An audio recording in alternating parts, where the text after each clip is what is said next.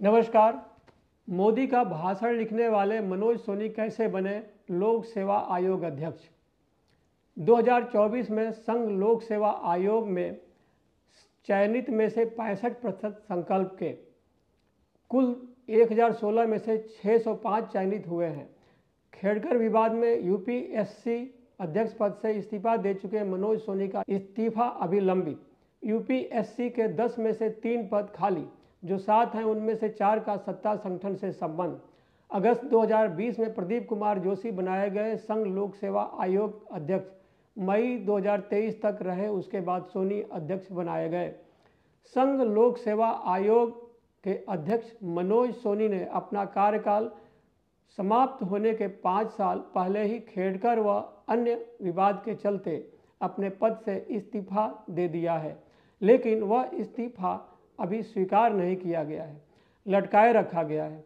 सोनी ने अपने इस्तीफे पर कहा है कि वे निजी कारणों से पद से हट रहे हैं। सोनी का कार्यकाल मई 2029 में समाप्त होना था। गुजरात के रहने वाले मनोज सोनी की स्वामीनाथ संप्रदाय के एक खेमे से बहुत घनिष्ठता रही है। गुजरात के एक वरिष्ठ पत्रकार का कहना है कि नरेंद्र मोदी जब गुजरात के मुख्यमंत्री थे तो मनोज सोनी उनका भाषण लिखा करते थे। तब सोनी सरदार पटेल विश्वविद्यालय वल्लभ विद्यानगर में राजनीति शास्त्र पढ़ाया करते थे।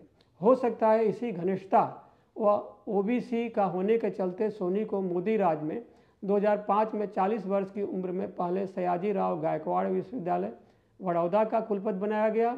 उसके बाद उनको डॉक्टर बाबा साहेब अम्बेडकर ओपन विश्वविद्यालय का लगातार 2 बार कुलपति बनाया गया। वह अप्रैल 2005 से अप्रैल 2008 तक बड़ौदा के महाराजा सयाजी राव गायकवाड़ विश्वविद्यालय के कुलपति रहे।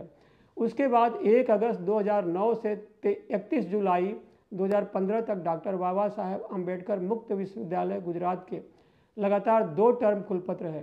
मोदी के प्रधानमंत्री बनने के 3 साल बाद मनोज सोनी को 28 जून 2017 को यूपीएससी का सदस्य बनवा दिल्ली लाया गया। उसके बाद उनको चर्चित प्रदीप कुमार जोशी के बाद 16 मई 2023 को यूपीएससी का अध्यक्ष बनाया गया, जहां उम्र 65 साल या कार्यकाल 6 साल में से कोई भी पहले पूरा होने पर सेवानिवृत्त किया जाता है। ऐसे में सोनी का कार्यकाल 15 मई 2029 को समाप्त होना था, लेकिन विवादों के चलते पहले ही इस्तीफा दे दिए हैं। यूपीएससी का नेतृत्व अध्यक्ष करता है और इसमें अधिकतम 10 सदस्य हो सकते हैं। अभी तो यूपीएससी में 7 सदस्य हैं, जो इसकी कुल संख्या 10 से 3 कम है। जो 7 सदस्य हैं उनमें से 4 का संबंध भाजपा संघ व उनके नेताओं से बताया जाता है। यह 4 का बहुमत किसी भी अभ्यर्थी का भविष्य बनाने में बहुत बड़ा रोल अदा कर सकता है। रही बात मनोज सोनी की, तो चर्चा है कि सोनी ने परिवीक्षाधीन आईएएस अधिकारी पूजा खेड़कर के व अन्य कई मामले उजागर होने, केस दायर होने के बाद इस्तीफा दे दिया है। यह भी कहा जाता है कि 1 माह पहले जब मामला बहुत ज़्यादा चर्चा में नहीं आया था, लेकिन कोर्ट से लेकर अन्य जगह जाने लगा था, तभी सोनी ने पद से इस्तीफा दे दिया। लेकिन उसको तोपने ढपने के लिए अब सोनी का इस्तीफा उनका कोई निजी कारण बताया जा रहा है।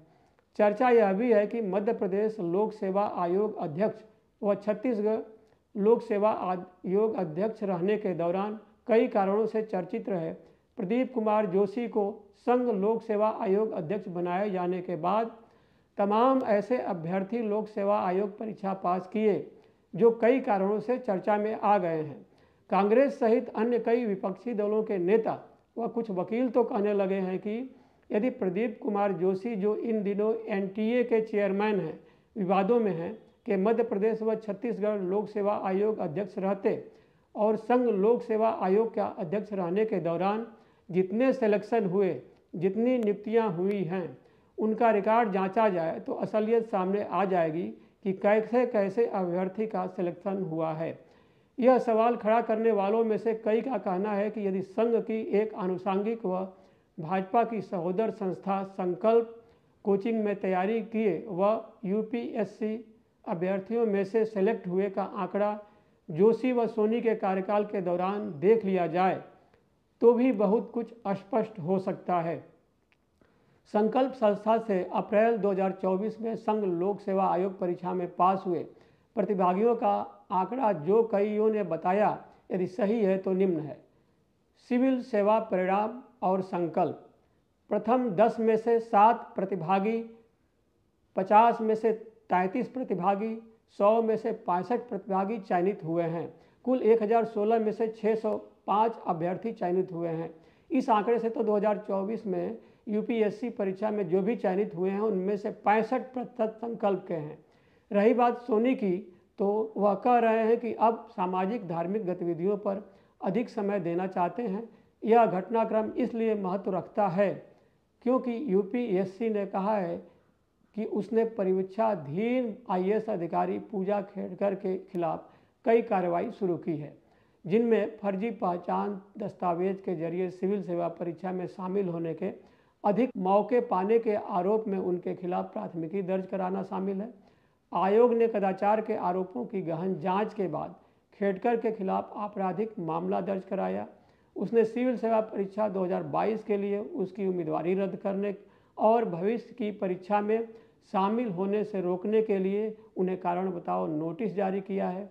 इधर हालात यह है कि खेड़कर द्वारा सत्ता व विशेषाधिकारों के कथित दुरुपयोग का मामला सामने आने के बाद सोशल मीडिया व आईएएस व आईपीएस के अधिकारियों द्वारा फर्जी प्रमाण पत्रों के खेड़कर की तरह उपयोग करने के मामले आने लगे हैं। कुछ में तो आईएएस व आईपीएस अधिकारियों के नाम, तस्वीरें व अन्य विवरण साझा किए जाने लगे हैं। उनमें दावा किया गया है कि उन्होंने अन्य पिछड़ा वर्ग यानी गैर क्रीमी लेयर तथा आर्थिक रूप से कमज़ोर वर्गों से संबंधित लोगों के लिए उपलब्ध लाभों का दावा करने के लिए फर्जी प्रमाण पत्र लगाया है। लेकिन जो हालात हैं उसमें ऐसे लोगों के विरुद्ध कोई कार्रवाई होगी भी या आप खुद ही अनुमान लगा सकते हैं। इन शब्दों के साथ आप सभी को नमस्कार।